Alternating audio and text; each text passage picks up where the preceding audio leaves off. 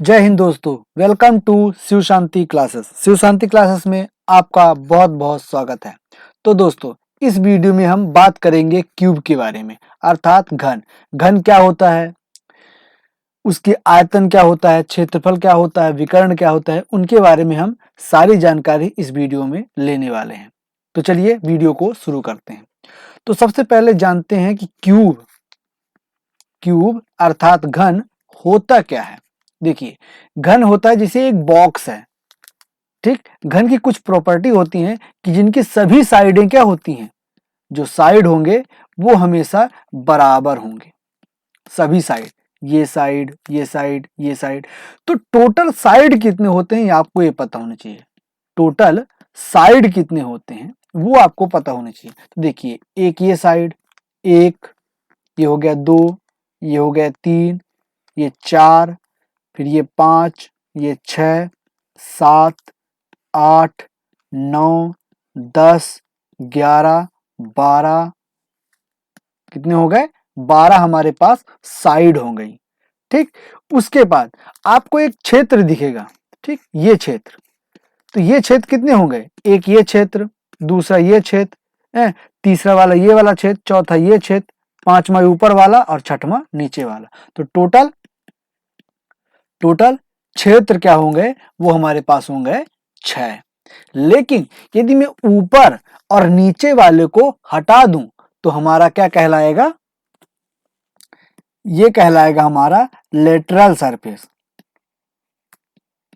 ठीक।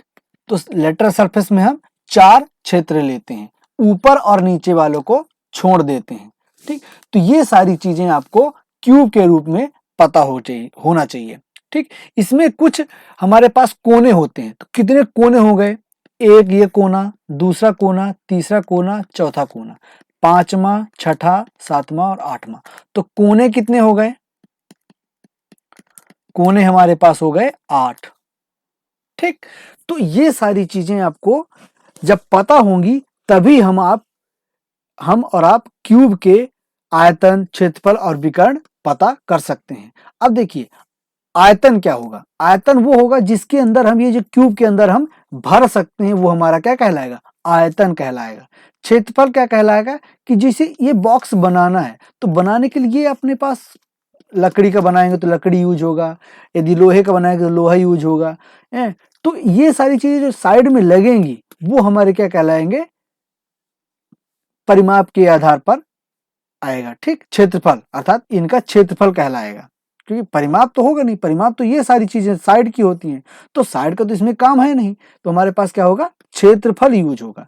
और विकर्ण क्या होता है? विकर्ण हमारे पास इस कोने से लेकर के, जैसे ये कोना है, इस कोने से लेकर इस कोने में ये दूरी लंबाई क्या कहलाएगी? हमारी विकर्ण कहलाएगी। या कि फिर इस कोने से इस कोना ले लो, या कि फिर इस कोने से इस कोना ले लो, तो ये सारी क्या कहलाएंगी? विकर्ण। तो सभी विकर्ण जो होंगी क्यूब की, वो क्या होंगी? बराबर होंगी, ठीक। तो अब वन बाय वन हम इसे फार्मूला के रूप में निकालते हैं। तो सबसे पहला फार्मूला क्या है? कि पार्श्वीय क्षेत्र का, सतह का क्षेत्रफल अर्थात lateral surface of area. Lateral surface कौन सा होता है? मैंने अभी आपको बताया कि लेटरल सरफेस वो होता है जिसमें हम टॉप को और बॉटम को नहीं लेते हैं। तो कौन कौन सा लेंगे? ये हमारे पास ये सामने का एरिया हो गया, कौन कौन सा? ये हमारे पास ये सामने का, फिर ये हमारा पीछे का, फिर ये हमारा साइड का और ये साइड का। ये चारों क्षेत्रफल क्या कहलाएंगे? हमारे पास लेटरल सरफेस एरिया कहलाएंगे। तो देखिए, सबसे पहला क्षेत्रफल क्या होता है आपको पता होना चाहिए। जो क्यूब है हमारा, क्या है? क्यूब। तो क्यूब का एक पोर्शन देखिए, क्यूब का एक भाग देखिए, ये वाला भाग, ये आपको चारों साइड बराबर दिख रहे हैं। तो इसका क्षेत्रफल निकालने का क्या फार्मूला होता है? क्या होगा? भुजा का, भुजा गुणे भुजा। जो भी हमारे पास इसकी लंबाई होगी उसी को हम 2 बार गुणा कर देंगे। अर्थात हमारे पास भुजा क्या है? ए है। तो क्या हो जाएगा? ए का स्क्वायर हो जाएगा। क्या हो जाएगा? ए का स्क्वायर। तो हमारे पास जब ये भी ए का स्क्वायर होगा, ये भी ए का स्क्वायर होगा, इसके पीछे वाला भी ए स्क्वायर होगा और ये साइड वाला भी ए स्क्वायर होगा, तो कितने हो गए? 4 ए स्क्वायर हो गए। तो हमारे पास क्या हो जाएगा? 4 गुणे भुजा का स्क्वायर कितना हो गया? ए का स्क्वायर हो गया।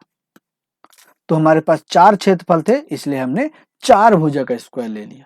उसी प्रकार यदि मैं टोटल निकालूं, टोटल सरफेस एरिया अर्थात घन का संपूर्ण क्षेत्रफल, जिसमें ऊपर वाला भी ले लो और नीचे वाला भी ले लो, साइड के चारों तो ले लिए, हमने ऊपर और नीचे भी ले लिया। तो जब साइड के निकाले थे तो 4 भुजा स्क्वायर था, तो जब ऊपर नीचे भी ऐड कर लिए तो हमारे पास 2 और बढ़ गए। तो 4 + 2 क्या हो जाएंगे, 6 भुजा का स्क्वायर। और भुजा की लंबाई क्या है हमारे पास, ए है, तो ए का स्क्वायर। तो जो हमारे पास जो भी ए की माप दिया रहेगा, मान लीजिए 5 मीटर दे दिया, तो क्या हो जाएगा 6 × 5 × 5, तो 5 × 6 = 30 और 6 × 5 = 5 × 30 और 3 × 5 = 15, 150 मीटर का स्क्वायर हो जाएगा। क्या हमारे पास इतने मीटर स्क्वायर का पूरा क्षेत्रफल लगेगा इस बॉक्स को बनाने के लिए। आ गया समझ में? अब आगे देखते हैं।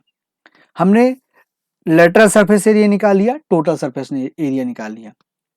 अब हम निकालते हैं घन का आयतन अर्थात वॉल्यूम।